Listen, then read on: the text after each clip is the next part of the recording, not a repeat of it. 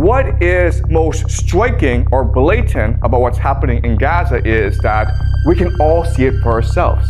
It's almost as though the Israelis want us to see it and want us to hate them. They choose to do this in front of the world. This is intentional. They want the world to hate them. Today, we are going to discuss some extremely controversial topics. And because this is going to go on YouTube, there are certain words I cannot say. So just to warn you, I will write down these words, but I will not say them, because if I do say them, then I will get censored on YouTube. Today, we're going to look at how evil triumphs. Why is the world so evil? And there's going to be a lot of extremely disturbing topics we're going to discuss. But you're mature, and it's important that we discuss these topics in order to understand how the world works. So let's just start. And we will do a lot of speculation and theorizing in this class. So do not take this as gospel. Do not believe this is the truth. The entire point of this class is to help you develop the theories and the ideas to better understand the world. These are tools. Okay, this is not truth. These are tools. All right.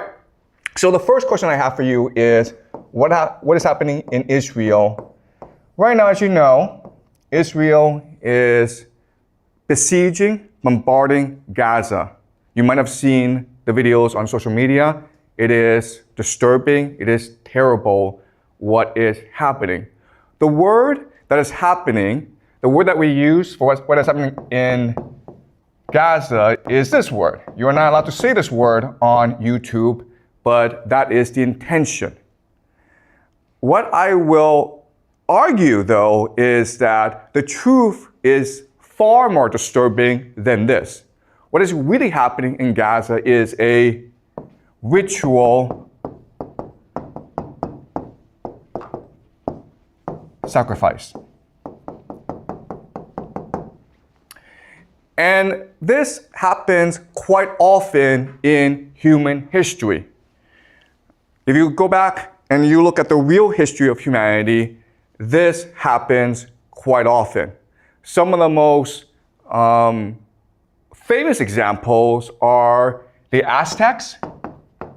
We've dug up temples of the Aztecs, and inside the temples are thousands and thousands of human skulls. So before they went to war, they practiced human sacrifice. They would commit mass murder of their enemies in public. So the Aztecs were really famous for this. The Phoenicians, specifically the Carthaginians. We will discuss them later this semester, but the Phoenicians were also famous for a particular type of sacrifice, which is child sacrifice. The Romans wrote histories insulting the Phoenicians for practicing this sort of sacrifice. But the Romans themselves practiced human sacrifice. What they would do is that after every major war, they would capture all the major leaders, all their enemies, and they would parade their enemies through the streets of Rome. This is something called a triumph. At the end of the triumph, they would gather enemies at the temple of Jupiter. Jupiter is their god. And then they would strangle to death their enemies. That's sacrifice. That's human sacrifice. They didn't call it that, okay? And they sort of disguised it, but we know for a fact that they did do this. So the question for us is, why is it that this happens? Why do the Aztecs do it? Why do the Phoenicians do it? Why do the Romans do it? And why is it today the Israelis do it in Gaza? And remember, okay, what the Israelis are doing is quite horrific because it is really this sort of sacrifice. Why? Because 47%, almost half of the population of Gaza is under 18 years old. So the majority of people who are getting killed are in fact children. What is most striking or blatant about what's happening in Gaza is that we can all see it for ourselves. And it's almost as though the Israelis want us to see it and want us to hate them. Right? You can see all over the world, popular opinion is turning against Israel. You have these popular protests all around the world protesting what is happening in Palestine. If they really want to do this, right, there are actually much more effective ways of doing this. For example, you could just poison their water. Or you could poison the air so that everyone in Gaza gets a fast cancer, right? We have the technology to do this. So Israel could do it this secretly and no one would talk about it. And in 20 years' time, 30 years' time, the population of Gaza would all be gone. It would be a very secret, right? Instead, they choose to do this in front of the world. And my argument to you is that this is intentional.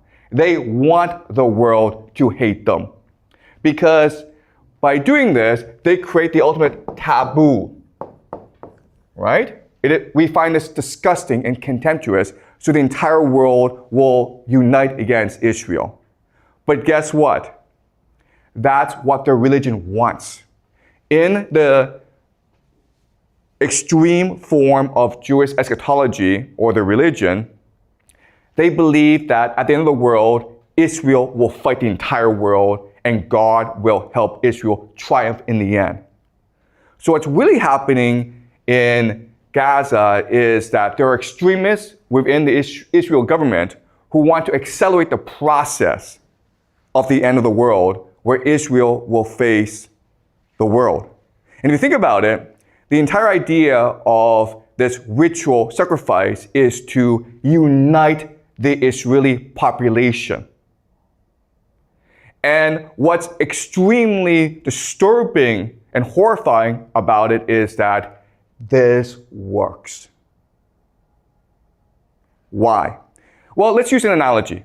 Okay? The analogy is this. In Chinese history, the most popular military stratagem is to fight with a river behind your back. You guys have heard of this strategy, right? Where, okay, an army is losing, okay? It's being scattered by the enemy. So what the general does is forces the army to retreat to a river. And now with the river blocking your escape, you have a choice. You can either drown in the river or you can fight to the death. And most soldiers will choose to fight to the death. And so at this point, the soldiers are unified. They're galvanized. They're energized. And then they find a surge of energy to go and destroy their enemy. Okay, this is the most popular military stratagem in ancient Chinese history. And guess what? It's the same as Israel doing this right now in Gaza. It's the same logic. Yes? You have a question? So what is the river for the Israel? Yeah, that's a good question. What's the river right here, right? The river is a taboo, right? What's the worst thing you can do in modern society? Killing children, guys, right? So there's no exit for Israel. You either go all the way or the world comes and destroys you anyway. And in fact, what's really interesting is that if you go online, you will see Israelis go around the world and causing trouble everywhere. They're going to start fights. They shout death to the Arabs on public buses in the Western world. It's intentional. They want to unite themselves by dividing the world, by angering the world. Okay? Does that make sense?